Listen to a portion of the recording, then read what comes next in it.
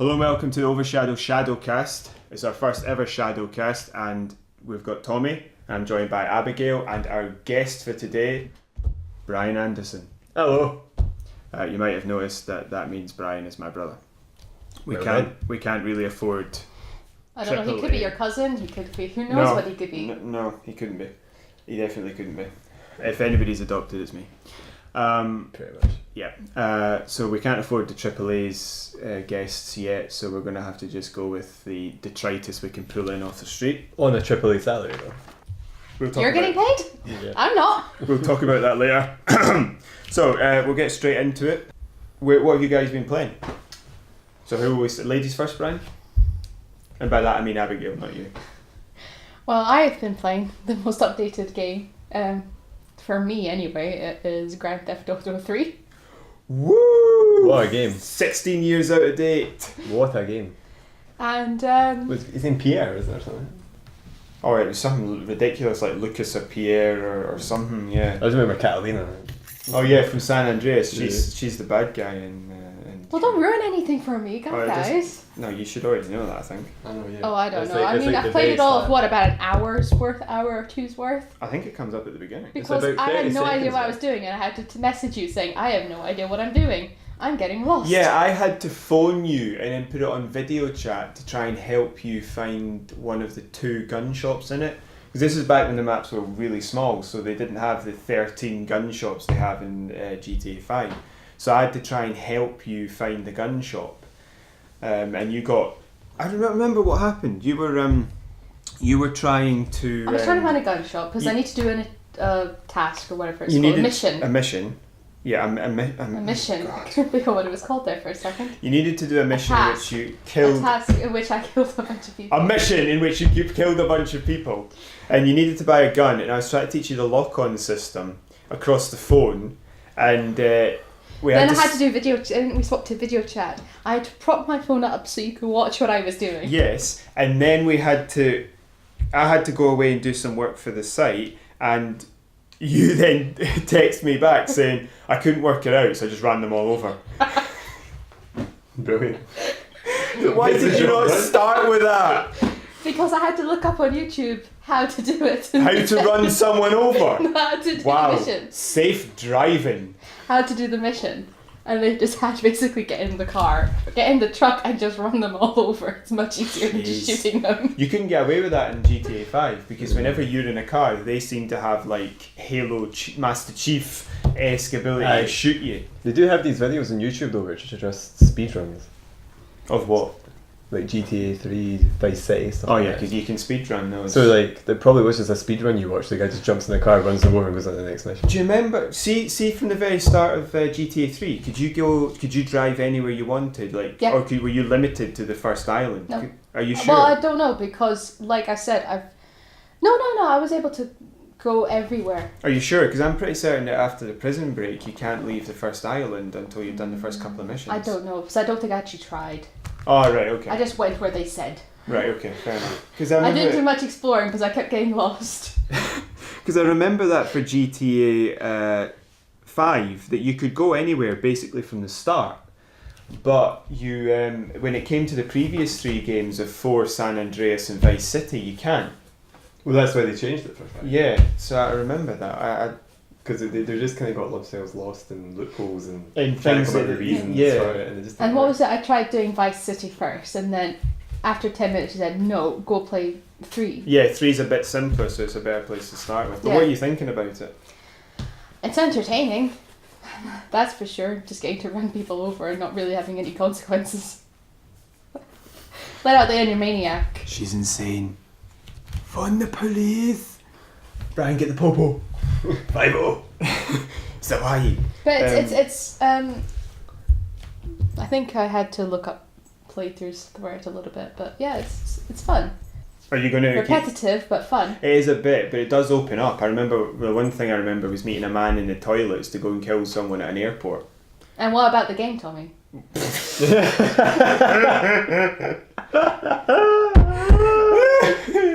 Woo! Pew, pew, quick fire.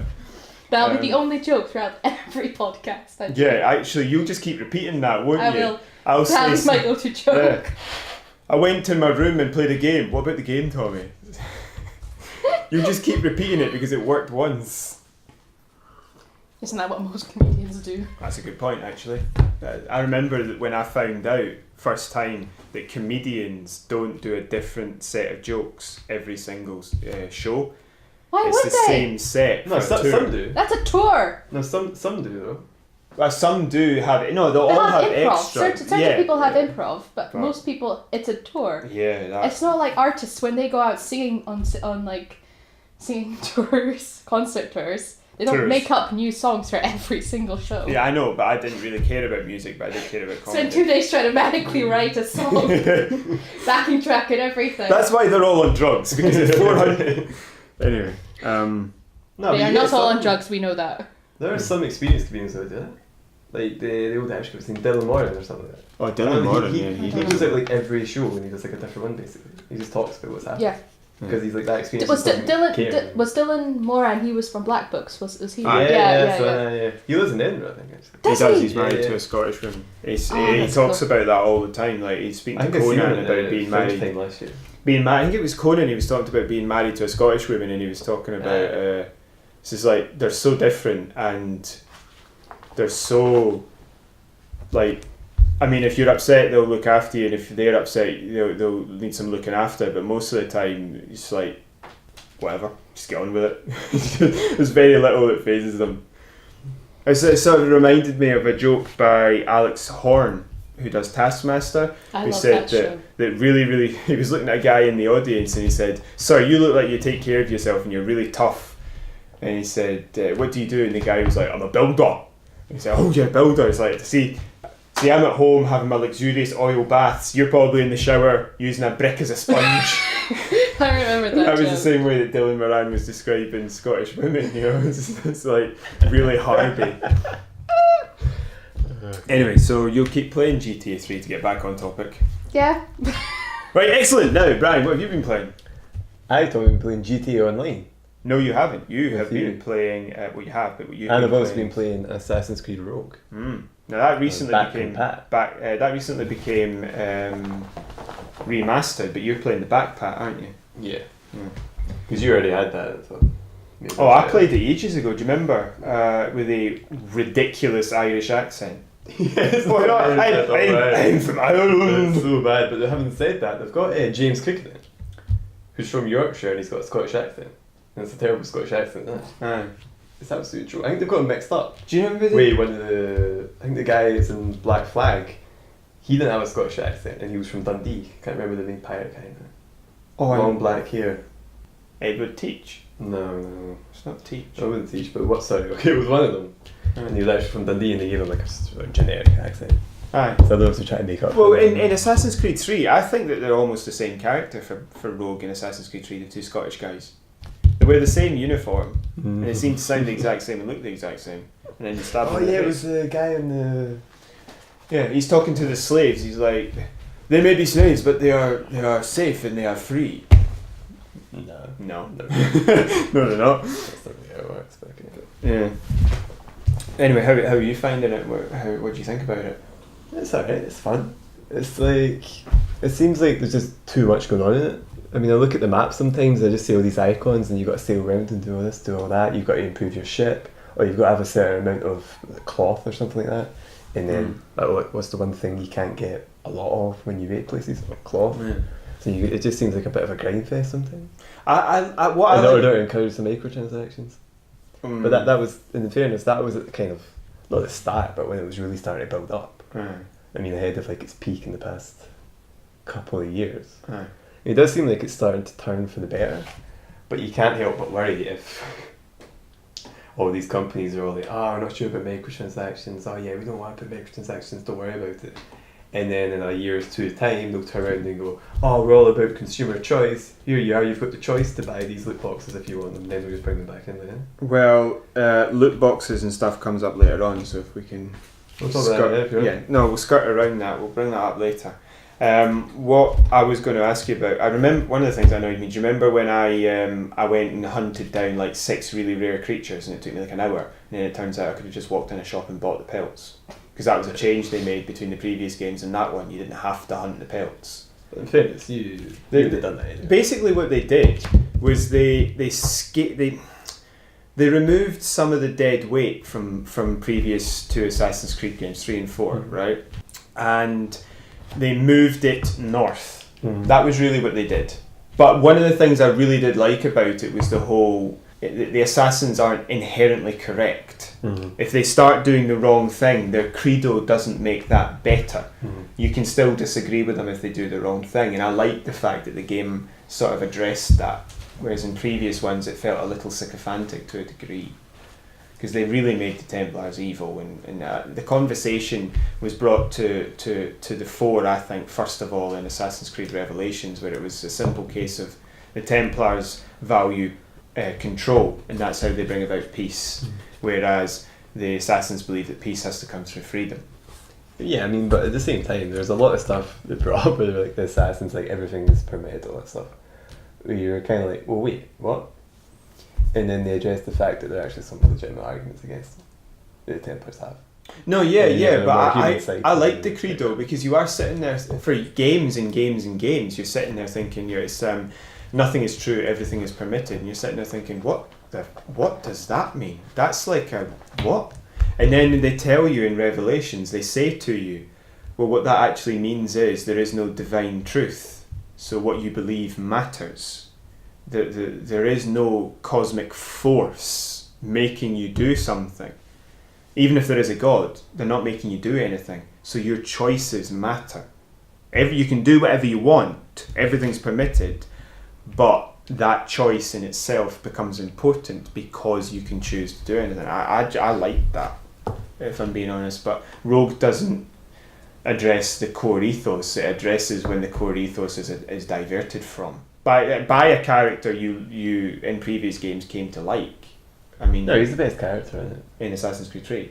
I'm talking about Hatham. No, he is the best in 3, don't get me wrong. I was talking about the best assassin character in it, which is the black guy. The old black guy. Yeah, the old black guy who teaches you. I can't remember his name. Sorry, the old black guy. Yeah, old black guy. No, he's alright, but then... but I meant the best sort of like core character on the good side. Sorry, I should have. I would still like them. I still play them. I mean, I wasn't that interested in the Origins for some reason, but then I looked at videos for Odyssey. It looks like Origins to me looks like a cross between the old. Well, they're just taking so much off The Witcher 3. Well, yeah, but with Odyssey, that's why you wanted to do that. See, that's why I was really angry with Unity, and I looked at Syndicate, and I got a bit angry at that, and then Odyssey changed it in a different way that I didn't think improved it too much, which is that Assassin's Creed was all about free-flowing combat where you're sort of controlling the button presses and you're making everything make sense. But you're powerful, and people are like, "Oh, it's ridiculously easy." Well, in that case, make it slightly harder. You could revamp that system to a sort of Batman-esque system, and it would work fine. Instead, with Unity, they came up with the chip system, where you chip away at a health bar, and it takes you about 60 million hits to kill the easiest bad guy. If you ever come up against 4 enemies at one time, you're screwed, because one of them will just shoot you. And you just felt so weak and helpless. And I think that had a big part to play in ruining the immersion in the game, because your character felt rubbish and the game felt rubbish. Why do you feel rubbish? Because you're so weak. You're so weak. If you don't have a smoke bomb or a grenade or something and you try and fight 4 or 5 people, one of them will just step out of the fight and shoot you in the face. And there should have been, I mean, they had ways of making you survive that in previous games. I don't see what the problem would have been to add something like that in Unity. No, the problem with that game was BS microtransactions. Oh, they were ridiculous. And Helix thingies. And a map that was just overridden. Oh, I played Syndicate. Syndicate was kind of but still it was alright. People overrated though because Unity was so bad. You couldn't see the map in Unity. You couldn't see the overhead map properly, like there's buildings in the streets, and it was a really, really good holographic sort of 3D style map. And you couldn't see most of the stuff because of all the collectible icons that would appear. No, it was ridiculous. It was ludicrous. They changed it all, and it was like kind of 3D-ish. Aye. And they made it so they thought, you can zoom in and see what this is and what that is. But then you had to pay for some certain chests and all that. Aye. I mean, they ended up it was one of the few games you just don't do it all. Yeah, Even though it looked great and they were really pushing the technology, which is brilliant, Mm. but they just did it the wrong way. Mm, Whereas at this new game they bring out Odyssey, which looks fantastic. And you've got conversations now, a lot of it. You can so much of it just looking at it for like 2 seconds. I think the Switch was You can go a boy, girl. Yeah. You can go whatever Cliche, when you want. what you That's want. absolutely fine. Yeah. I think that the difference for me with Unity was the fact that they made the character so weak. That was why I didn't like it. I just didn't like it because I thought it was The story was like basically a repeat. the English accents. No, I've got anything against accents, but they're French. they're French. Do you really think that Ezio would have been much better if you got oh you laugh that you did? That was Scottish at the end there, but that wouldn't have worked, would it? He was Ezio, and part of Ezio was his Italian accent. Although for some people who played the game, that wasn't Italian accent in English; it was Italian because their little brother broke into their room and changed the voice settings to the game right at the very start. So they played about 70% of the game in Italian. 70%. Okay, it was about half. Monteregione. It was about half. well, no, it was less than half because I got to Monteregione, but I noticed the problem when I got first time out of the Animus. You know, the halfway point. And they were still talking Italian. And they were speaking in Italian, and I just sort of Because I didn't do it at the start. I did it after. no, but that was when I noticed they weren't speaking Italian before. That was pretty funny though. I was just giving you the true, authentic experience. Yeah, thanks, man. But what have you been playing, Tom? Well, just for Abigail, the Animus in Assassin's Creed is it's a modern day character goes in the Animus and relives their ancestral memories that they have in their DNA of characters from hundreds of years ago. Okay. So the previous Ezio was a character who was Italian, so he'd have an Italian accent while speaking English or speak Italian. But when you get out and speak to American people and they're suddenly speaking Italian, that's when you figure out that somebody's broken in and changed the settings. I'm just happy you put subtitles on in English, otherwise I'd have been sitting there playing a game I didn't understand at all. Yeah. Oh, yeah. I didn't mean to do that. Well, throughout most of that conversation, I was thinking, shall I bring up the film with Jake Gyllenhaal in it? And then I realised, no, because that's Prince of Persia. Yeah. It's Michael Fassbender, that was Assassin. So are you going to keep playing? Yeah. You can finish it. When I get the chance. Which is very rare because I have a real job. Yeah, shut up you. Well, you were asking me a question there, weren't you, Brian? Yeah, what games have you been playing? Well, I've been playing GTA 5 online with you, as you said earlier on. But before that, do you remember I was telling you about this? I was playing The Hobbit on the PlayStation Vita. Yeah, we'll just open the door of the studio as well. It's getting a little bit warm. I feel like I'm about to pass out. I feel absolutely fine, even though the t-shirt's sticking to me. Yeah, but to be fair, you're tall and lanky and I'm short and stouty, so... Well, yes, but Brian's tall and lanky and he's passing out as well, so I think I'm just uber awesome, I think is the phrase. I finished playing through The Hobbit. To be fair, we've got our faces to the sun and you don't, so... Yeah, I've just got the back of my neck, which wouldn't feel uncomfortable at all. So I've been playing the Lego The Hobbit. Yes, the Lego The Hobbit the on Lego the PlayStation The Vita. I've been playing Lego The Hobbit on PlayStation Vita. Is it fun playing the Lego games? So I would think it'd be... It can be if they do it well. I really enjoy... Is it not like I don't mean to put it down, like a kiddie game? The Lego maybe. I would describe the Lego games as kid-friendly, not kiddie games. Oh, right, they're not just for kids. I think they're the same way I would kid-friendly. say Adventure Time is kid-friendly, but it's not just for kids. Yeah.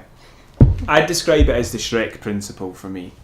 Shrek, adults can sit and watch Shrek and enjoy it. Yes. And kids can too. It's friendly to both. It's family friendly. That's what they call it, family friendly. I have no idea why. Anyway. It's got a PG rating.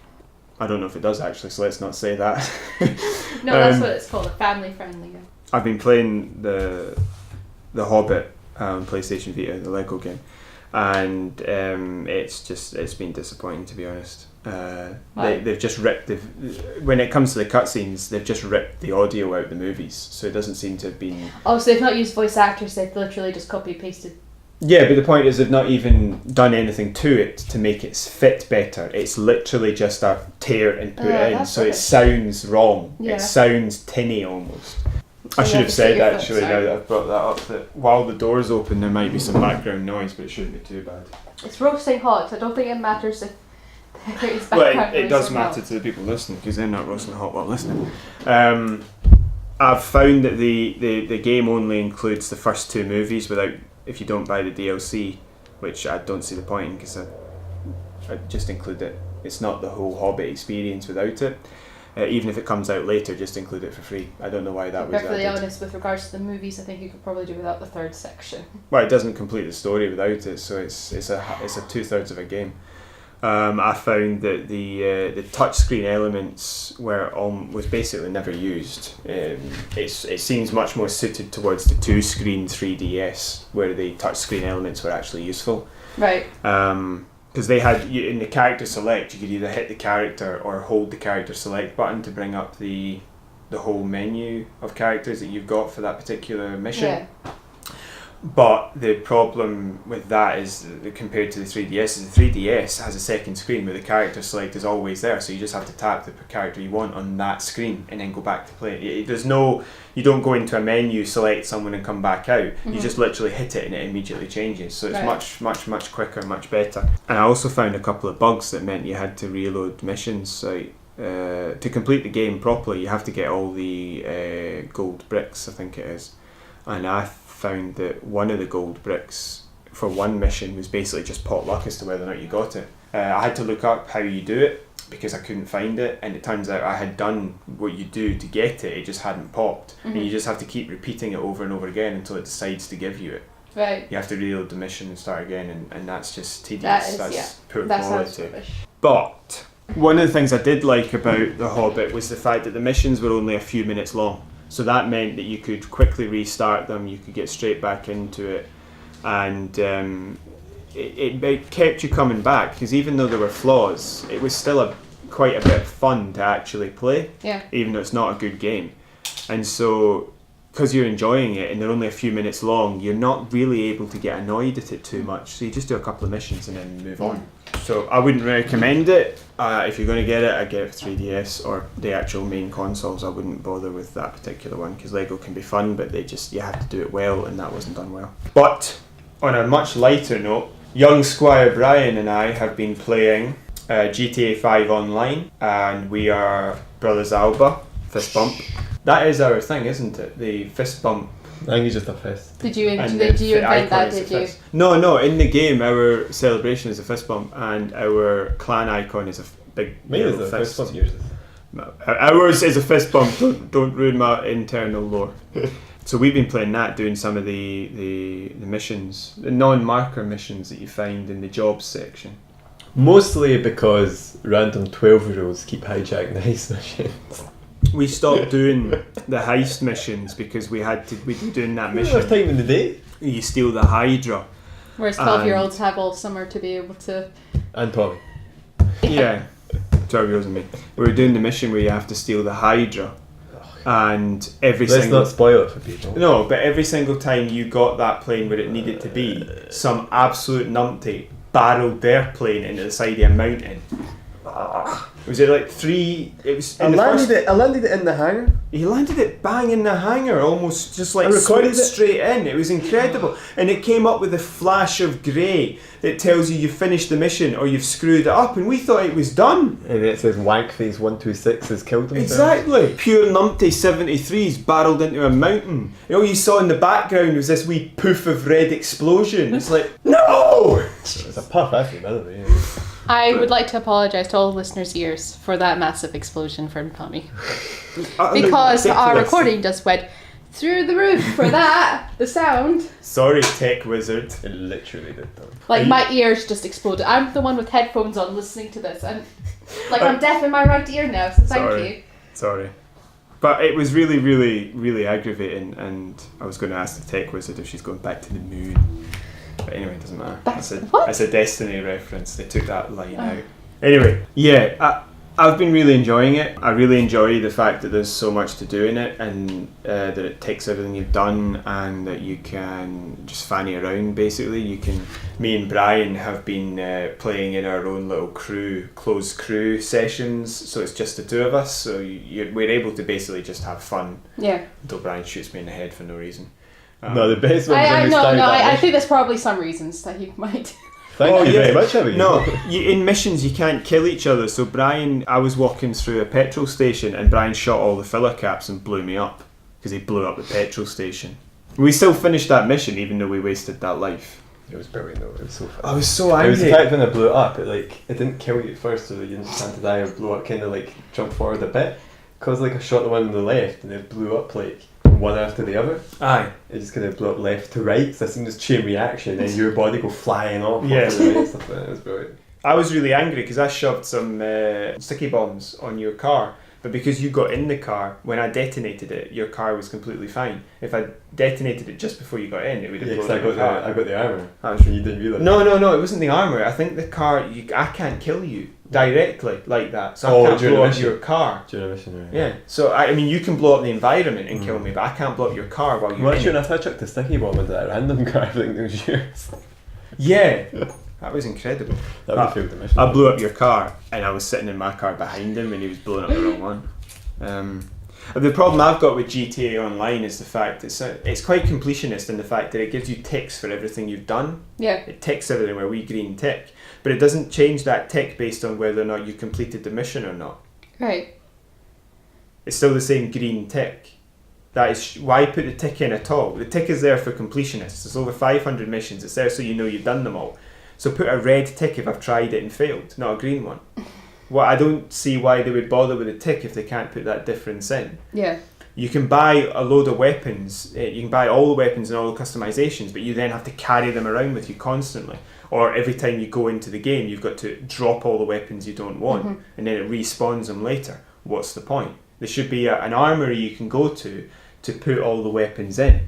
Should be an armory you can go to, put all the weapons in, and then come back and get them when you want them. Yeah. It's just. Well, I think the garage aspect is the best thing, because the problem with That old works. GTA games, like one of the best games ever, San Andreas. Absolutely amazing game, Abigail. You will come to it eventually if you're playing GTA 3, right? In 2073. It's this old game, and because of the graphics at the time, it didn't look too great, but you could have massive environments that all look different. Right. So they had 3 different areas. 3 different cities, I would say. They had more than 3 areas, to be fair. Oh, yeah, so you're right, yeah, because they had Los Angeles, where you start on, That's And Los then Santos. and then they've got a Badlands area around it, and it's the Yeah. countryside around it. Yeah.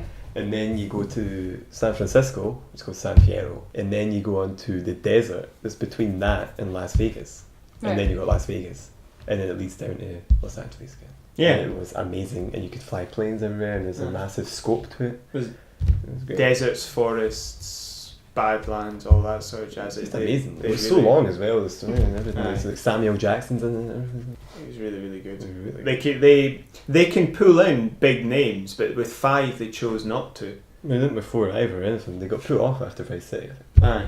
Or no, San San Andreas Andreas. actually. So it was San Andreas. Yeah. But I think they got put off mostly by Ray Liotta, because he was like quite a diva about it all. And they had Mm. people like Burt Reynolds, and he was getting quite diva about it all as well. I could see that happening with Yeah. big names. Whereas they just had these like kind of good actors who looked really good compared to other video game actors, Yeah. but who weren't the best actors like out in the market because it's so competitive. Aye. Who'd be really eager Really, for really a good good paying at- job, aye. all that marketability. Aye. So like GTA 5 for instance, they filmed that over like a year. But I'm wondering how often they had to bring those people back in, because there's still new missions being added where there's voice talent for the main characters. Well, not Michael or Thingy-Majiggy, but Trevor.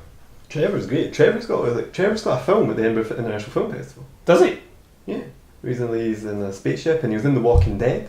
He was one of the main characters in The Walking Dead. He's doing brilliant. He was on Murdoch Mysteries. He was on an episode Sorry, of who's Murdoch this? I Mysteries. zoned out for like 5 minutes there. One of the main characters in GTA 5, Trevor.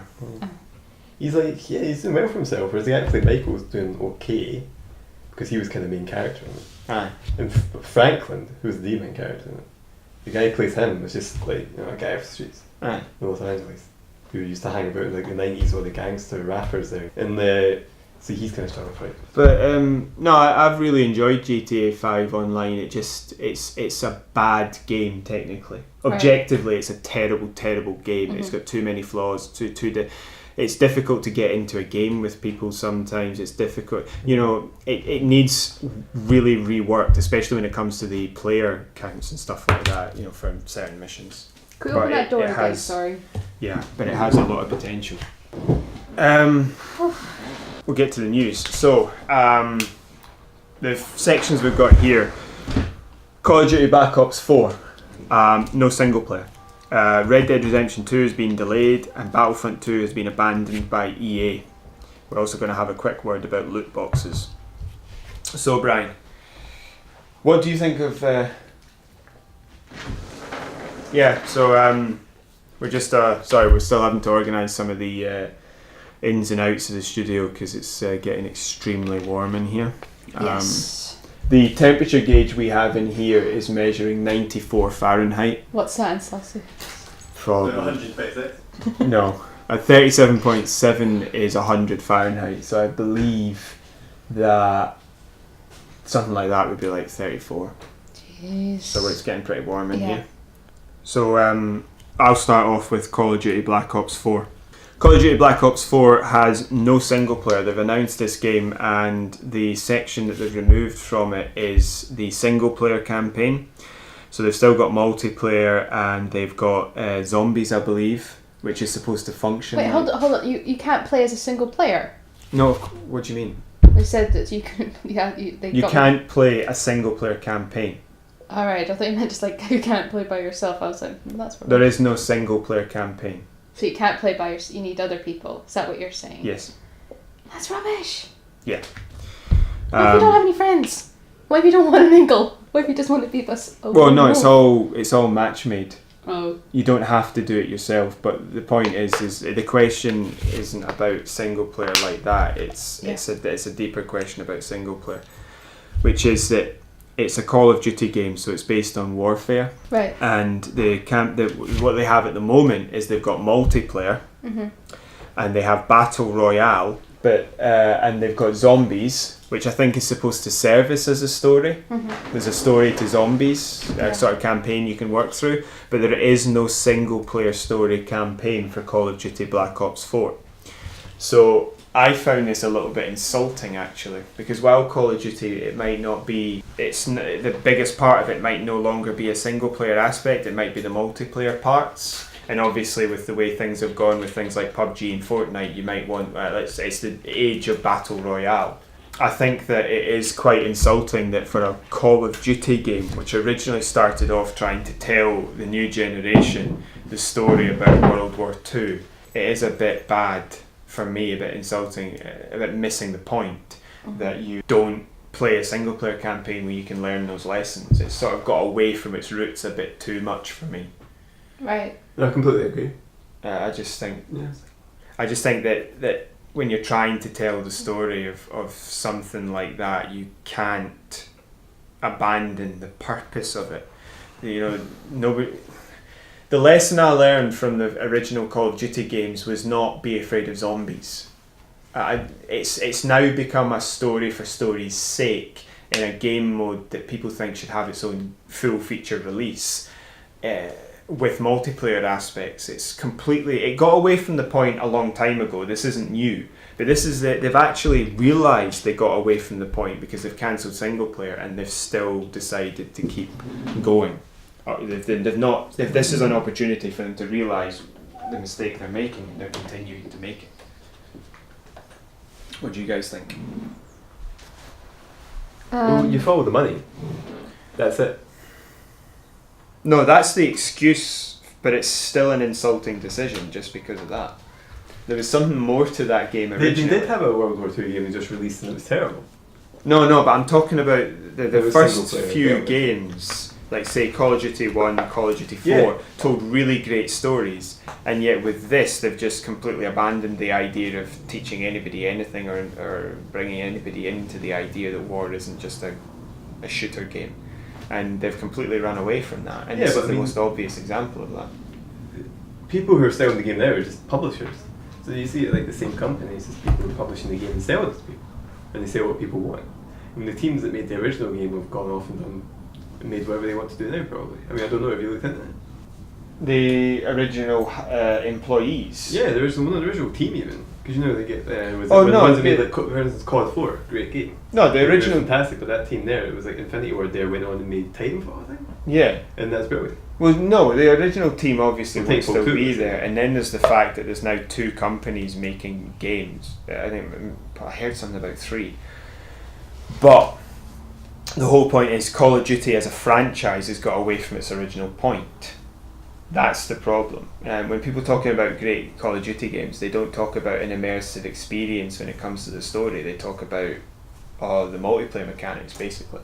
And that for me is, follow the money isn't, but for me that's just an excuse. They've got away from what they were originally trying to do, and we stopped playing them when. I don't think it's sense to get worked up about it though, because you know what it is, and everybody knows what it is. No, but that just means that we're now missing that that aspect of gaming. I mean, I could write you an amazing World War II story that's based in real events, but hasn't actually had a lot of game time in previous Call of Duty games or Battlefield games, and nobody's doing that because the people they're bringing in to write them and the people developing them clearly don't have any interest in certain aspects of the war. They just want to tell the same story over and over again, or not at all. And that's the problem. They've just, this could be a way of teaching people some aspects of certain things that we just don't know, that aren't in popular culture. Like they had that Dunkirk movie. Yes. That was good. Yeah, but did it mention the 51st HD? I remember that conversation I had with you. The 51st Highland Division? Yes, I remember you. They were the about division it. left behind after Dunkirk, and from what I've not seen the movie, because from what I can tell, people are telling me it's a very confusing movie. they're not there, they're not mentioned, they're not brought up. Not by name, but there were certainly divisions left it, right? Right, but this one was left hundreds of miles into France. It wasn't just left on the beach. Ah, They ran out of in the ships. defense of the movie, I don't think it was about the storytelling. It was about the technical aspect of how they did it. How they did. I just don't want to see that movie because it doesn't include them. Other people can see it and it's fine, I've got no problem. The point I'm trying to make is that's a story that has not really come up in World War II games. You could easily tell. I mean, you're right, it's a specific aspect to it that they're telling the story off, so... I'm not complaining about the movie here, I'm complaining about the fact that this story has not been told in gaming. You could easily do that, and they're choosing not to because they can't be bothered telling anything. That's my problem. It's one of those things people want to know about things they've already heard. Not many people are interested in things that they've not heard before. Yeah, but that's the point I'm trying to make, is I don't think that's true.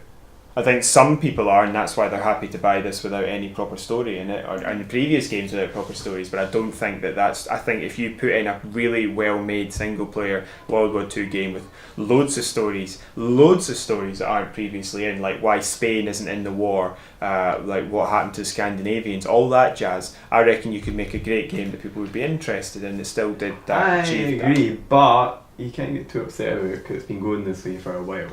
And there's plenty of single-player shooters out there affecting stories for people. No, but I'm talking about this as an opportunity to tell specific World War stories. Then they've missed it, and that really annoys me. They're always going to miss it. You have to wait for somebody else to make them because they've gone basically. Yeah, they made a World War II game that was terrible. It was just recycled from the previous games, basically. It was interesting. You thought that would be good, but it wasn't. So, what other games did you want to talk about? That's it. Red Dead Redemption 2 delayed. Are you excited? And do you think the delay is anything to... Wait. Do you think the delay is anything to do with the fact they're trying to bring a GTA Online aspect? Yeah, we'll get to that. But first of all, first trailer didn't look that good. It looked a bit weird. Yeah. Because they've done new stuff with mocap and... I didn't really like the directing that trailer and stuff like that. You know, trailers either grab you, they don't in like a certain amount of time. You know, obviously it gets in your mood, but I didn't particularly like it. The second trailer had me buzzing. I really liked it. And because I loved the first one so much. A lot of people did. Everybody's excited for it. Red Dead Redemption, have you heard of that? I think I have. It's a cowboy game with... I'm doing the inverted commas with my fingers. Scottish main character. Scottish main. Yeah. It sounds familiar. It sounds very familiar. I've probably seen a trailer for it on the television or something. One of the best characters, I think. He makes it. If it wasn't for him, I don't think it would work. So you were saying? Oh, is this about zombies? Sorry. No. It has a zombie DLC though. There is a zombie DLC. No, I think maybe I watched somebody play it, but I think Undead Nightmare it was called. No. They kind of really set off that zombie DLC actually. No, I don't know it. They did quite well. That came at the forefront. I mean, it was really Call of Duty World at War at the start of it. Yes. But Red Dead Redemption certainly, They certainly went into it, and I think they got theirs right because it had some story in it. No, I just thought the second trailer looked beautiful, and the gameplay looked interesting. I read up about it; it looked really good. So I'm excited for it. And then I seen the editions that you can buy. Oh, they're doing that as well. Oh, that's great. Have you not seen that? No, I haven't seen that. Oh man, it's quite a big story about it. Was talking. They've got you can buy the game, obviously, and you can buy it like a physical edition or digital edition. Sorry. And physical edition you get like a wee map that you have for yourself. Digital edition you maybe get like a few skins. I don't know. But then they've got all these other ones like special edition, limited edition, collector's edition, and they're including missions in these different editions. What? Yeah, they're including missions in them. So some missions will be locked out based on the edition you buy. That's silly. I think, and when I watched the second trailer and read about it, I thought, oh, that single player game looks excellent. I hope they're able to manage the two priorities. Yeah. Because in fairness, the two guys that come up with GTA and all that all the time, the Housers, they do focus on the writing story. That's what they're all about. That's why I think GTA 5 was one of the best. Yeah, I liked it. That's one of its best qualities was its story. But no, I've got a few plans to story. Oh, and it's not perfect, but it's a good quality that it has. We Red Dead 2, I don't know if you've been hearing all these statements from the Take-Two CEO, and Take-Two obviously the parent company for Rockstar, saying how they under-monetize their customers when it comes to microtransactions and the like. They don't make enough of them. Hence why when GTA Online came in, they milked it for everything they had. And they've made, so it's because of that, I don't know if it did even count in, but GTA 5, I wouldn't say it still milk. costs about 30 quid off. It's the highest grossing entertainment product. No, I know that, but I wouldn't call it milked because you don't have to go anywhere near those cards. You can easily play that game happily without going anywhere near easily, them. Tommy, you're underestimating the amount of time we've put in it. We played a load of Okay. In that case, what I would say was now you can do it easily because now there's so many things, so many missions you can do and bonuses, rolling bonuses. It's a 5-year-old game. Yeah, I suppose you've got a point. It might have been different when it started. But that's part of the problem that it had. Maybe why this one's been delayed is the fact that we don't know what it was like when you started because we couldn't get it to work till a couple of years ago. But the boy left, what's his name, from Rockstar North, who made them all, who were even for Red Dead to oversee it anyway, make sure North. The guy that was ahead of that, who was really head game developer, Leslie Benzies. Remember he left, and he's making his own game now. Well, that's because apparently he was against. Some were saying he was against GTA Online aspect, but then others were saying no, he actually came up with it, and his new game's going to be online. So either way, that's interesting. Either way, though, I don't think this new Red Dead game will actually be that good. Single player? No, I'm not. I had a feeling. I got excited for it. I'll probably play it because it's something to play with my significant other with the horses in it and stuff like that. Yeah, that's the point. She does like horses. But I've just got a fear about it. There's a fear. I can understand that because the first one only worked because of John Marston. I think it would have been a good game, not a great game, without him working. And I can see that main character flopping. I would recommend anybody to watch the Polygon documentary where they tracked down the voice actor for John Marston, because he was a sort of like out of work actor. He was a bartender for years in Los Angeles. He gets given this job with voice acting. He has no idea about video games.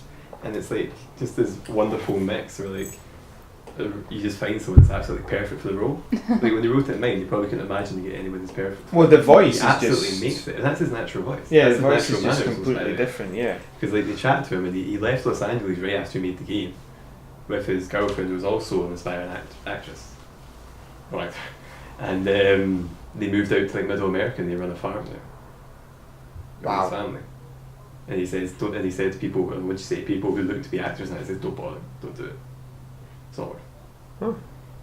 So, do you think the delay has anything to do with the online play? No, I don't think it's a delay. Well, it has been delayed. They've put back the release. I think they don't really delay them. As in, they were never ever going to have it ready for the time, and it's a marketing ploy. Exactly. That's a good point. It could be. Okay. It's the opposite approach of something like Bethesda. Shall we move on to Battlefront 2? Yeah, we'll move on to Battlefront 2 now. Is that okay, Brian? Yeah. Well, you've got a few seconds if there's anything left to say. No.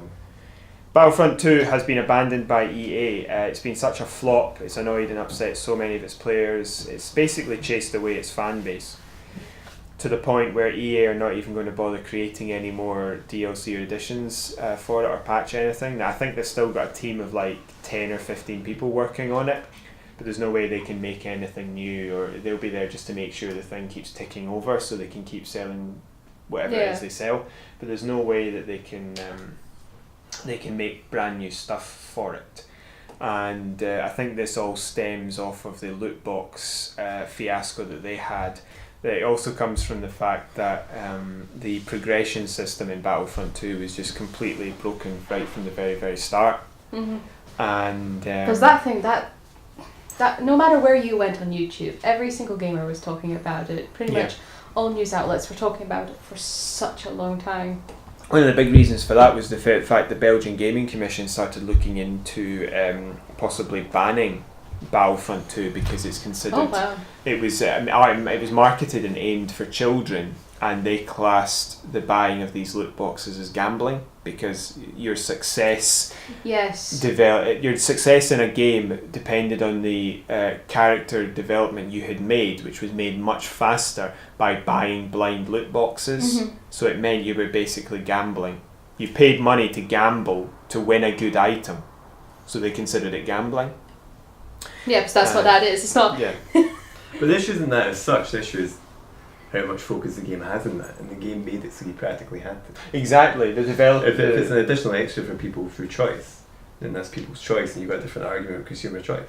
Exactly. Yeah. But when it's the core aspect of the game is that you've pretty much designed everything about it because the development to buy people, to make to progression. Make That's what I was to saying. make people, and you don't even encourage people, basically to make force people buy them to, because the progression In system order to is progress. so broken. So then it's the separate issue. I mean, if I was making that game, I believe they made no characters available for free once you completed the main story. If it was me making it, I'd have made each of the characters available once you completed the mission they were in. Yeah.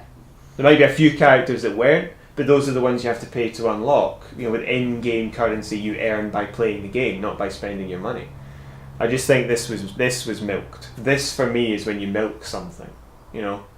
But they basically They didn't really care about the players; they just care about the figures. Yeah, well, it's what EA. they were coming in. It's EA. Yeah. I'd say that probably about 99% now. No, but EA are particularly bad. I mean, Really? they're the worst. Right? But No, I'm they're just the worst saying- at everything. as far as I'm just saying, though, like, unless you're like CD Projekt Red, Yeah, I love those people. They do that's, it but right. and that's only because they can publish their own games. Yeah. That's the only difference. Right. But The rest of them are all government. I feel taxes. bad for the They people can also do this. who bought Battlefront 2. The game was obviously never going to work properly in the first place, and now to top it all off, they're not supporting it. So what that means is that apart from it being a long 1,000-hour grind to fully unlock some characters, you've also got the fact that those characters are only available if you spend some points that you earn in an actual game. So you only get the best characters at the end. This is what's ridiculous about it. You have to unlock all this stuff so that your character is good enough so that in a fight, an actual match, Yeah. you can get enough points which are restricted. They're only present during that match to unlock and purchase to play as Darth Maul for one life, and you can only do that if nobody else has already taken that character. What is that?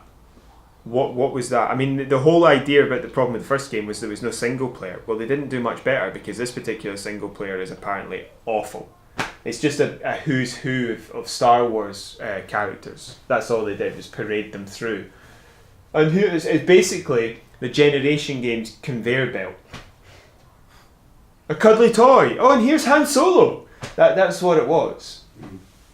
And I feel So you sorry. play as for a them. cuddly toy then? Well, Could you go I around don't as know, a you giant might- teddy bear? I don't think so. You might. They didn't. I don't think they made an Ewok character. The best you could do is Chewbacca. But they. I That's just not feel fun. sorry for the people who got that game, because it was just they've now apart from that slog that they have that I just laid out, Yeah. they now have to do that if they want to do it on the same maps over and over again, because there's not going to be any new stuff, or it'll be a very small amount of new stuff. So I feel really sorry for those people. I think that they got duped, and I don't mean to insult them. It's not their fault at all, but I think they've been played a bit there. I don't think they bought what they thought they were buying. Not like fraud levels, but I think they've been a little bit harshly treated, shall we say, by EA there. But what about loot boxes in general? I mean, when I was thinking about this topic, I had Halo 5 in mind, because they've got those little packets that you can buy with in-game currency that you earn by playing. You've got to be very careful with any argument, because you can twist it in the consumer choice aspect. Well, that's what I would say this is. Because with this one, you can unlock points by playing online games. And you can use those rec points to buy the card packs. And the card packs you use during the game to get weapons or items or vehicles. Yeah. But the only time they come up are in game types where I believe it's Warzone these ones come up. So they come up, you do get armour, and that's always present. Your armour, you can modify your armour with what you unlock. But that doesn't actually help you do any better. The unlocks that you get are Warzone, I think, specific when it comes to the upgrades and weapons and vehicles. And you only use those in Warzone, which is either directly against opposition, where you're in a huge team, and you have to do well enough to actually be able to use these weapons. So it's basically like varying it from the previous games where you would find weapons, and it's basically just if you knew where the rocket launcher was, you were getting a good few kills before the game had really started. Right. Or you're using it in a war zone where you're fighting the AI. And in the war zone where you're fighting other people, you're also fighting AI. So it's never 1v1, player versus player, and you're able to pull out an incinerator cannon while they're running around with a pistol. There's always the option for the guy who's stuck with basic weapons to go and kill AI targets. So the victory is still based on teamwork and personal skill and tactics. It's very little of it is based on the fact one guy had a really good weapon. I mean, the weapon and vehicle I've found the most useful is the Ghost. That is very, very cheap, and I've always had loads of them. So I've never found it to be particularly... it doesn't really change much of the gameplay for me. And I do think that in that case, it's right on the border, but I would say that's where the limit of customer choice is. You can buy those packs if you want, but that's where I would put the limit. Because at least with that, you can't get the same piece of armour twice. You can't get the same weapon unlocked twice. You can get the same weapon when it comes to like a rec weapon or rec vehicle, but if you've unlocked a piece of armour, you don't get that again. Because the issue is, it's probably not, adults who are buying these things up. That is They're part of the kids who get problem. given a lot of money, and then you go out and buy 40 quid in the shower card, 40 quid on the loot box, whatever it is. I mean, it's just reflective of our society. I mean, you've got 12-year-old kids who go to steal because they've got a betting app on their phone and they've got their mum and dad's card on their phone. They put it on the accumulator for 20 quid in the foot. Yeah. Because that's like when you hear about kids like spending, what was it, a few grand on their phones on apps. Phone games, yeah. Basically, that's it. I know it's indicative of the society, but that's why I'm saying I don't complain about that system. If you want to buy it, that's fine. I do understand the idea that certain unlocks shouldn't be... You should be able to just pick the unlock you want and pay for that specifically. But I do also understand that when you're getting non-repeatable stuff, when it's, like the gold packs, you get 3 unlocks per pack if they're available, and they don't repeat. The silver is 2. I think gold goes from rare up to legendary, and the other one, uncommon up to legendary, and silver does uncommon to rare, I think. And the point is that they never repeat. Once you've unlocked those, that's it. So there's a certain limit there unless you're buying them for Rex. And if you just buy loads for Rex and get 400 tanks, well, that doesn't help you in an individual game because you can't spawn them all in at once. So for me, I think that is exactly where customer choice, personal decision, that's exactly the limit for me. Because it doesn't change the outcome of a match.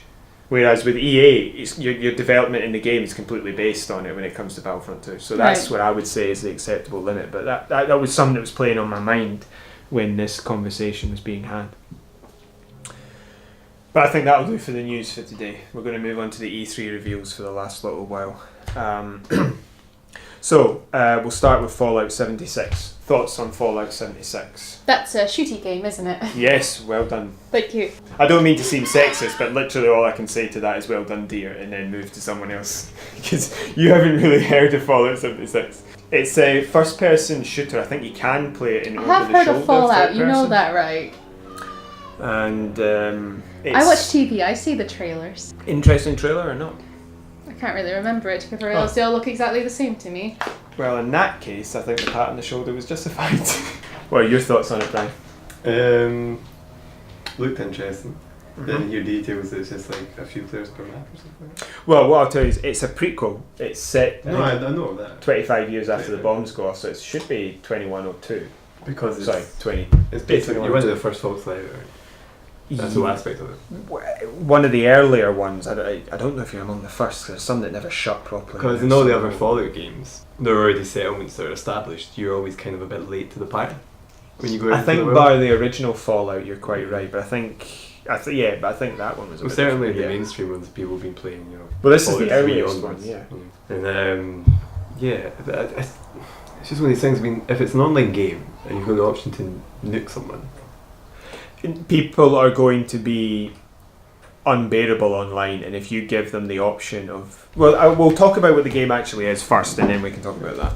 So it's a prequel. It's set in West Virginia. It's online, so every player you meet in the game is a actual player. And the whole idea is they're also supposed to have come from the same vault. So you're all there setting up your settlements, so you can either work with other people or you can build your own and you can start killing everybody you come across. I think the problem is they can't have that world overpopulated because it won't feel like a Fallout game. Either any type of Fallout game, if you've just got hundreds of people running about, it's not going to feel like a Fallout game. Because if a massive Deathclaw walks into a group of 200 people, it's not going to stand a chance. So it still needs to be quite sparse to feel right. One of the things I did notice, was that the Z-axis in combat appears to be much greater. The flying enemies seem to be able to be much, much higher than they were in previous games, where they were basically floating around at head height. Okay. And it retains the new Fallout 4 armour style and mechanics. So rather than armour pieces that you just wore like you were wearing a jumper or a glove, this is an entire suit of mech armour that you walk into that overrides your armour underneath, which I never really understood, because surely if a bullet penetrates the mechanised armour, it would hit your internal armour, but apparently that's not how it works. And I found that very frustrating in the original in Fallout 4, because I found that the armour was powered, so you had basically battery power, so you could run out of power for your armour, and I found that to be annoying because it's supposed to be nuclear powered. I don't really buy that idea that it would run out of battery juice, and it also means that the armour is useless. And you can come across enemies that are really, really difficult to kill, because it seems to either they're easy because it's in Fallout 4 because it's rated them for you to kill them out of armour, or in armour, so they're really, really hard to kill if you're not in armour. But you can't use it until you've built up a stockpile. But once you've built up a stockpile and got to a sufficiently high level, you're able to use the armour no matter what. I mean, I've got nearly 100 fusion cores. And I've been using the armour since I got about 15. So you don't run out, so I don't understand what the point in the fusion core was if it doesn't limit what you're doing. And I don't understand why it overrides a lot of the game, because it changes how you speak as well. And I think in conversation mode they've tried to make it more cinematic, but then they should have had a Mass Effect 2 thing where you have the helmet on and it gives you all the stat bonuses and upgrades, but you can't see it. I think they could have done something like that. But I found the armour to be a little bit annoying. And they did have to change up Fallout because it was getting to be the same thing. Like Fallout 4 was basically just the other games with some changes. But I think making it basically a world populated only by people who came out of the same vault as you, and as you said, people online access to nuclear silos are just going to blow each other up. I think a key component for that is they were trying to say there was softcore survival. Dying doesn't reset your progress. So if that's the case, what happens to the buildings and settlements you create if they're nuked? Because if you've got to redo months of work, that's just going to really annoy people. So I'm a bit upset that they've made this. They had to revamp it, but I don't necessarily think this was the way to do it. But we'll have to wait and see. Because I think everybody's going to miss the NPCs, because some NPCs in Fallout games can be pretty cool. And if all the characters in it are real people, what happens to the bad NPCs? No, what gets me is the crazy ass glitches are going to be going on in online game. Well, it's Bethesda, so they're not exactly going to be. There was one thing, a line from their E3 press conference where they said, "We like to fix things." When? When do you fix anything? They came out with a 2.5 gigabyte patch for Fallout 4 a couple of weeks ago. I mean, it seems to be that you fix it when you get round to it. So if this game is buggy, it could be buggy like GTA Online for a very long time. So, and that's going to affect like 40 people's game rather than one. I mean, for me, I know you guys don't know too much about it, you've not seen very much, but this could be really hit or miss for me. And there is a story in it that you can play through, but they never explained how that mechanic works along with the fact that there's so many other people. You know, is it just going to be a story dumped in the middle, ruined by loads of people running around, or are they going to separate you out from everybody else like they did in the Old Republic by gates that only you can get through? I don't know. I want to see what happens, but this could be really, really bad. But it also could work very well. And I have just realised I am definitely the only person that knows anything about 76, so we'll move on. Crackdown 3. Have you either of you played Crackdown Nope. 1 or 2? No. It basically seems to be a game, I've not played them either, where you run around. I've seen some gameplay footage. You run around and you bounce around and you attack people and you have fights and you find little orbs floating around in the world, and I see this in the first game that I saw, and you level up each of your individual characters' abilities. So shooting, fighting, acrobatics, that sort of thing gets leveled up individually, and you go from somebody that can jump a little bit high to somebody that can clear half a city in a single bound. Right. And that's how you level up. And they didn't show gameplay, which I thought was surprising, because they really needed to show something, because that's what Crackdown's all about. I don't think people really pay too much attention to the story, which seemed to have similar aspects to other games, which is just you take down these gangs. But I've written here, it's quite futuristic with mechs and sci-fi style weapons, but the player character seems to be Terry Crews. You seem to be playing as Terry Crews because it looks like Terry Crews, and it's voiced by Terry Crews. But I've written here, Crisis Armor voiced by Terry Crews, because that's what it looks like. It looks like Crisis Armor with a head, voiced by Terry Crews, and that's really the only thing you can say about Crackdown. Okay, shall we move on to what I said? I can't Ori and the Will of the and Wisps. Well, you said you've seen some. I've seen someone play the entire game. The first one, so you can take this away. It's a short. From what I remember, it's quite a short game, and it's very simplistic in terms of storytelling. But it's such a beautiful thing to watch, and it's like I don't know what the actual word is, but it's like one where you play from one side of the screen to the other. So there's no like first person perspective. Side scroller. Yeah, I think that's what it was. It's a side scrolling platformer, isn't it? Yeah. Yeah. It was very, very lovely, very sweet. I won't spoil it. It was just a gentle gentle game. What type of game was it? There was action adventure. Was there combat in it? Was there role playing elements? I don't know what you would call. Did the character level up? No. I think I probably did. It was a bit action adventure-y type of thing, but it was. I don't know how else to describe it other than it was. You kind of got this creature. It's quite big, and then I think it finds Ori. I think that's how it starts, and then it's like trying to nurture, take care for it, and then it's kind of just about them, and then other things happen. I can't really remember what else happens, but I just remember just being a very sweet game. I think Ori and the Will of the Wisp was the game that I saw that had a burrowing mechanic. This is a sequel to the first one, which was the Wild Forest, I think. It had a burrowing mechanic in it, which was quite interesting. You've got a double jump, I think you've got dash, and you've got a burrowing mechanic, and it was about adding those three together. So the most amazing thing I saw in it was that it was a ball of sand was hanging in the middle of a big open area. Right. And you had to jump in from the side, dash across to this ball, and then you were supposed to burrow, because the burrow, you can dash into the sand, and then you can burst out the other side as well. And the idea was you burst out the ball of sand and you go into some sand that's above you, and the only way you can reach it is by burrowing through the ball. You can't jump from standing on top.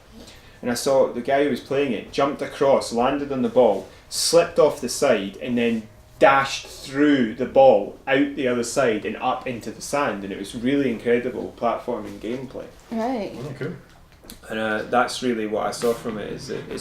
I would say it's a side-scroller platforming. Yeah. What I thought when I was watching the press conference was Microsoft press conference. It was Child of Light, but with real-time combat, sort of like in Dust, because there did seem to be a little bit of fighting in it. There was a little bit of fighting in the original. Yeah, so a little bit. Yeah, real. But it wasn't like anything extreme. You know, No. It was, but it was just light fighting, but that's what it reminded me of. It was Child of Light, but with Child of Light goes into sort of turn-based combat. This was more like Dust and Elysian Tale. Do you remember that game with the talking sword and that sort of weird fox man? I think it was. That's real-time combat, and that's what it seemed to have, but Dust had much more expansive powers. From the looks of it, this is just very light combat. It's mostly platforming. But it looks interesting. It's definitely something I want to have a look at. Oh, this is something we'll talk about Super Smash Bros. Ultimate, because one of us is taking a bathroom break at the minute, and he knows absolutely nothing about this. Super Smash Bros. Have you heard of Super Smash Bros? Yes, that's the Mario and Luigi and all this kind of stuff. Isn't it? And they all fight each other. It's not actually limited to Nintendo characters. They've expanded it to include other people. Oh, right, okay. And this is for the Switch, Super Smash Bros. Ultimate, and it has 65 characters, 64 old characters, right, which are all the characters from the previous games, and one new character, which was Ridley. Right. And which seems to be a giant dragon person with a huge tail, would be the way to explain it. Right. And the argument they've given in previous games, because people have been asking for Ridley to be there for a long time, the argument they've previously given is the fact that Ridley's too big. They had no way of putting in a character of that massive scale, because either the argument being they would struggle to hit other characters as Ridley, or they'd be too easily struck themselves. They did mention that they've expanded the 8-player multiplayer is back, and I didn't see anything about how many fighting arenas there were, but I assume there'd be quite a few, because if they've got a 65 character roster, I assume they've got quite a lot of arenas, and it doesn't come out until December, so they've still got time to do an awful lot with respect to that. And the objective of the game, you've seen it, is basically just to punch people off the world. Yes. That's basically what it is. But there was one thing I noted, which was that if you've got 65 characters in a fighting game, everything has to be balanced, so that none of the characters are just overall better. Yeah. So how do you balance 65 characters in a fighting game so that they're all equal? You can't. I don't know how they're going to do that, unless they put them in classifications and balance them that way. So these characters are all brawlers, so they'll all be this, and these characters are more acrobatic, so they'll all be that. Yeah. They must have some way of balancing it. Maybe that's why this game's taking such a long time. There's such a long time left to go. But people expected it to be coming out relatively soon. Next few months, not 6 months. So I think that's probably why is the fact that they're still working on balancing it. But I have to admit that I've never really been that into Super Smash Bros. Have you watched much of it? I don't think you've played any. No. You just seen it. There's tournaments and stuff. They're quite interesting. I think I've just seen it again on trailers on television. Yeah. There's interesting tournaments about it, but it's not something I played a little bit, but I found it very confusing, and this was at a time when I really wanted stories, and there's no story in it, so I couldn't get into it. It was the GameCube one, but this one looks interesting. I'd like to actually try this, especially with 8-player multiplayer, which must be absolutely hectic. And I have watched the tournaments online. I do find them very interesting. Right. But I've personally found it a wee bit too confusing to really get into. Yeah. But I would like to try and get into this one. This might be something I would try. Okay. Hello. So now we're at full complement. We're talking about Super Smash Bros. Ultimate. Anything to add? I don't think you've heard about this now. No. The one thing that really stuck out to me was the fact that like half of the 40, well actually it was more like 30 minutes of the 45 minute, 50 minute Nintendo press release, it's not really a conference anymore, was Super Smash Bros. They went through all the characters, and so they're really putting a lot of attention into this game. Hopefully it doesn't speak to the idea that there's not an awful lot of other things coming out for the Switch. So the next game that was in the Microsoft press conference was Forza Horizon 4. Set in Scotland and the rest of the United Kingdom. Main city is Edinburgh. Main city is Edinburgh. And from what I can see, I don't know why they've decided to set it in the UK. You could have set the whole thing in Scotland and had the exact same range of areas in landscapes. Just the No, it's for advertising purposes, and because I don't, people in America are more likely to buy it. yeah, exactly. But that's what I was saying in the welcome videos. I think that it's just a complete lack of recognition for Scotland, because you could have easily just said. I just love driving to Edinburgh because I know it's a bit. That's Yeah. all I look for. But Another game was Metro. That looked great. But Forza Horizon 4, I hope when it has got dynamic seasons. But the two things that is that it's an MMO basically. So previous games had drivatars in it, which were based on real people, but this one actually has loads of real people in it when you're just driving around. The cars are all driven by other people rather than drivatars. Just see it work. And there's a quick chat feature so you can talk to them. So that's looking really interesting. But the one thing they do have to fix is that the first Forza Horizon game, the one I played, was just really, the rubber banding was too high. The people were just ricocheting straight back at you. That's still an issue. Apparently it's still definitely an issue, so they'll need to fix that. Metro Exodus, the third Metro game, based on the books, I believe. That's looking really interesting. I really enjoyed playing the first two. I mean, the second one was really stupid with its DLC, because it released a DLC that had a difficulty mode in it and said, this is the way it's meant to be played. Well, if this is the way you designed the game, don't make me pay for it twice. If that's the way you're supposed to play it, it should be in the game. It shouldn't be DLC you have to pay for. But I am looking forward to the fact it's a journey across Russia. It's largely above ground, whereas the other games did little bits above ground. It was largely underground in the Metro system.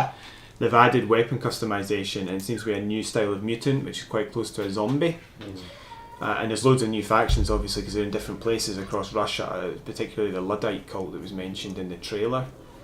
And one of the big things for me was the fact that there was linear mission areas as well as, I think it was 3 massive open world areas to do missions in. Now, it's not just open world like sandbox style, do whatever you want. You still feel somewhat guided along the missions, but you've got a bit of a larger area to do it in, so you've got a bit of more decisions that you can make as to how you're going to do it. I mean, I never played them, but it looks good. That's all I can say. So I'm looking forward to that. I think one of the most important ones, was the first one that came up, they brought up actually, was Halo Infinite, powered by the Slipspace engine. Another Microsoft press conference unveiling. I've heard of Halo. Yeah. But does the world need another Halo? That's the question. Sharp. Needs all the Halo. Are you a fan, are you? Yeah. It's powered by the Slipspace engine, which is brand new, I think, just designed for this, which it would be suggested by the fact it's called Slipspace.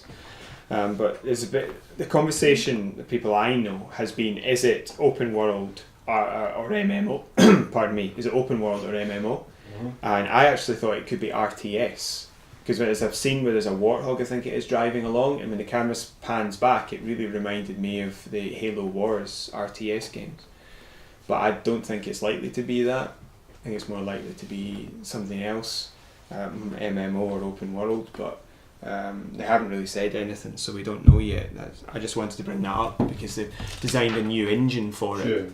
And I think that's one thing the game world is lacking, is it needs to be more willing to make brand new engines. Sure, well, we both agree the original Halo, probably Halo 2 as well, were they were classics. Shooters you get back. Yeah, they need to get back to making that sort of game. I mean, but the market moves on. Yeah, but it doesn't matter. Good games are still good games. You can get back to that. You can still be inspired by it. And I think one of the big deals was that with 5, they took out single screen multiplayer, which is just not Halo. That's Call of Duty, and I think they're putting it back in for the next games. So they need. We talk about CyberPunk. Yeah, we'll talk about. You wanted to talk about CyberPunk, so I'll let you take that away. Yeah, well, CyberPunk.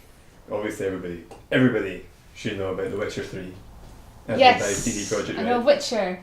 Yeah. I've heard of that. I know they're making a series on Netflix. There you are. See, that's how good the game was. Because The Witcher 3 is probably, it's got to be the best game I've ever played by a distance.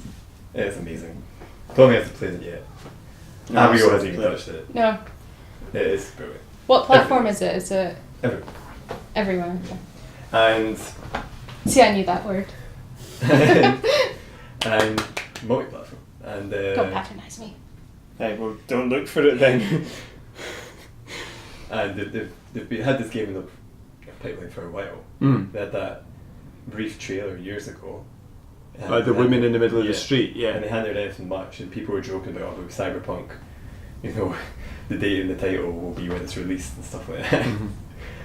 And then they suddenly, at the end of their conference, they had this sort of like fake hacking stuff going on, and then it was CyberPunk conference trailer. Sorry. Yeah, the very, very end. And it looks amazing. And because it's not your classic stereotypical, dreary, rainy, dark, depressing dystopian future. Yeah, it's a split one, a bit more like Remember Me, actually, from the idea that some people are loving it and some people are hating it, but they still all have sunshine. I mean, they're not going to just... Yeah. They're not just going to lose colour. Well, that's the point. Just because you're poor doesn't mean you're suddenly going to become black and white and it's going to start raining. There's no need for it to become... You don't have much gameplay. I watched some videos where they were discussing gameplay and it sounds interesting, but I mean, it's just open world RPG. One of the things that really hit me was the variation in it, the scope of what we're seeing, because there seems to be lots of different characters with modifications. There seems to be the whole political idea of some rich, some poor. There's gangs, all the rest. There's different areas you're going to. It looks like it's going to be huge. It looks like it's going to be something really big, with a lot of variation in it.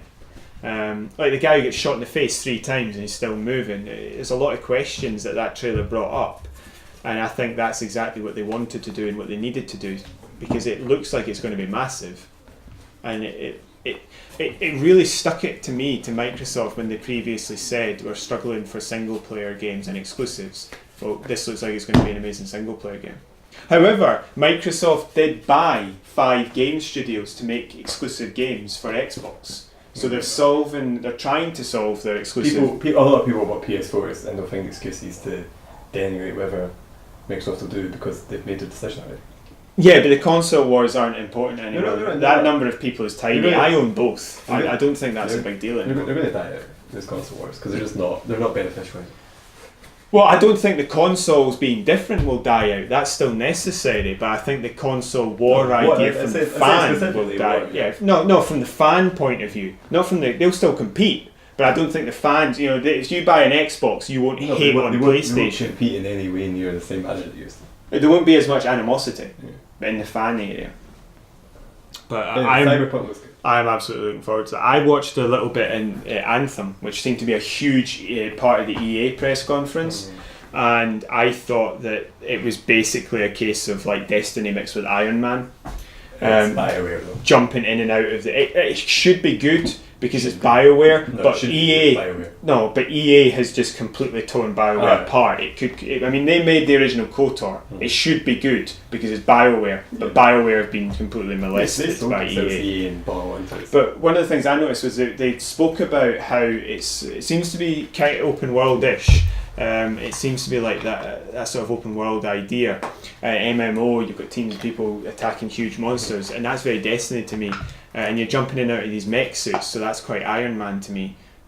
Especially the design of them, like a sort of Mass Effect Iron Man type of suit. But the big part of it for me was that they were talking a lot about how they can make the story. How do you combine MMO with a story? And they said, they kept going on about how there's ways you can do this. We're really excited about it. Blah blah blah blah blah. They never once actually said how they were going to do it. How would they actually? And I think this game is earliest 2019. Sorry, of course it's early 2019. I think it could be late 2019 at the earliest. I don't think it will be anytime soon because it looks like they've still got far too much to do.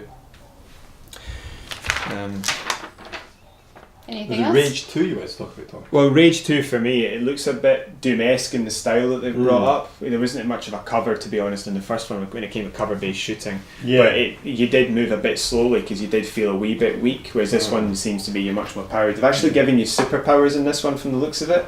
You can change your that way. You can change your character that way, develop them that way. It's open world with driving, and they need to make it that because the driving open world from the previous game was not open world. It wasn't open world. The world was too small. It was not properly open world at all.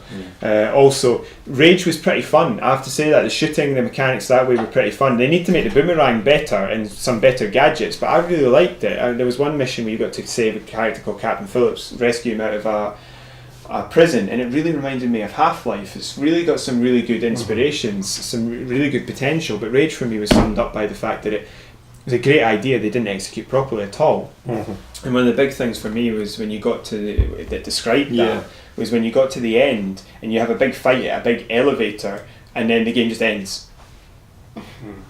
You were supposed to be taking on the Authority, attacking them at their core, and it just ends. And I remember sitting there thinking there should be at least another 5 or 6 missions here. They had to split the game into 2 discs, and for the life of me I don't know why, because the game was not big enough for that. I think it may have been though. I mean, it was just an Xbox 360 thing, wasn't it? Because it wasn't Blu-ray.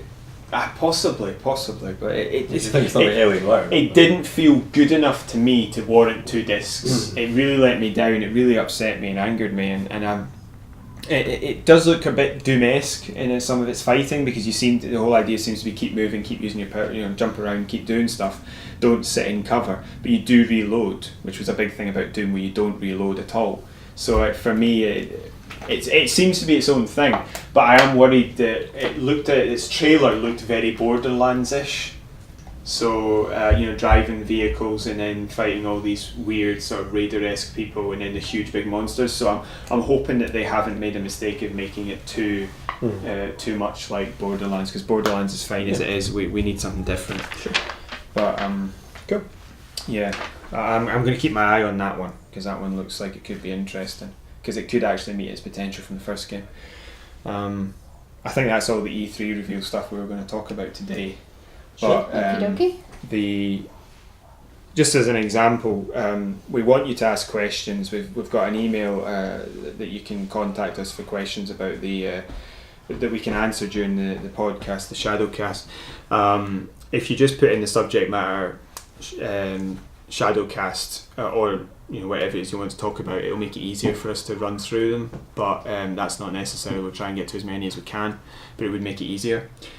We have actually got a question in already, which is, what is Fortnite? My cousin asked me this because her friend at work's son comes in and constantly plays Fortnite. So this is an example of the sort of thing that we want to answer. Is that for people who don't play games very much, who are as welcome to listen as people who do, you can join the progress arc that Abigail makes as she starts to learn about games and a bit more. Fortnite is a battle royale game, so you drop a whole load of people into a map and they all fight it out, picking up loot to use as weapons and ammo and healing items, and they fight each other, and once you're dead you're out, and the last person surviving wins. It's an ever shrinking map. If you're outside of the map area that's considered accessible, you start to take damage, so you can't hide. You're forced, as the number of players decreases, you're forced together to keep fighting. The one addition that it has over other battle royale games that are quite large at the moment, like PUBG, is that you can build. So you can build structures, and that's a massive component of it. I personally don't like it. I think it takes far too much from PUBG, and I think that they built a game. It was a zombie wave horde survival game, and it didn't work. People didn't want to play it, so they changed tack and released it as this for free. And I think that they're a larger company, and the people who made PUBG are small individual, in possibly 1 or 2 people in an independent capacity, and I just feel a wee bit like the large company borrowed a little bit too much from the little man there, and I personally don't like it very much. Some people play PUBG. Footballers play Fortnite. Well, you can play Fortnite and still be a good person, but I think that you can be a good person, you're just not so. Oh, fair enough. I personally, I just think it took a wee bit too much without paying enough homage to it, and I'm not particularly happy with that. You know what the development process or the cycle was like, but No, but the game originally started off as non-Battle Royale. It released as a non-Battle Royale game. They had to pull it back in and remake it, and that's what made me very happy. But that's the sort of question we're willing to answer and give our opinion on, and tell you what we do know as much as we can. As I said, we've got an email, and the email is overshadow.shadowcast. We'll put it in the link under in the description box. How about that instead of? No, we'll put it on this as well. The email is overshadow.shadowcast@gmail.com. Perfect.